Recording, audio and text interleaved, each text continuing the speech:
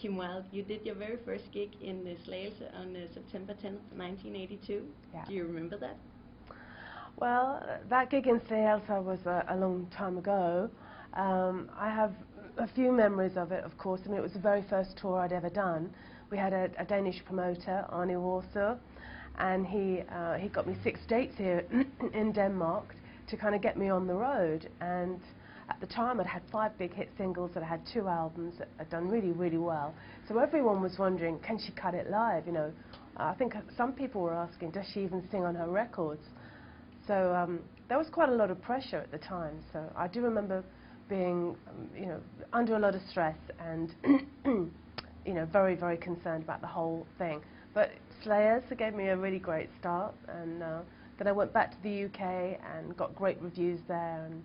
And here I am 30 years later, still doing lots of concerts, and so I have a lot to thank Slagelse for. That's great. You played in Denmark more than 10 times. What do you think of the Danish fans in Denmark? Well, since the first gig in Slagelse, I've had nothing but fantastic reactions every time I've come back to Denmark, and I'll be coming back next spring with the Snapshot and Greatest Hits tour, and other festivals I'm hoping too. So always look forward to it. The audiences here, they make me feel very, very welcome. We're very old friends. So you did your first gigs in Denmark, and like you said, you'll be back in next year, 30 years later. What will be different from 1982 when you return with the Snapshot album and tour live with that album?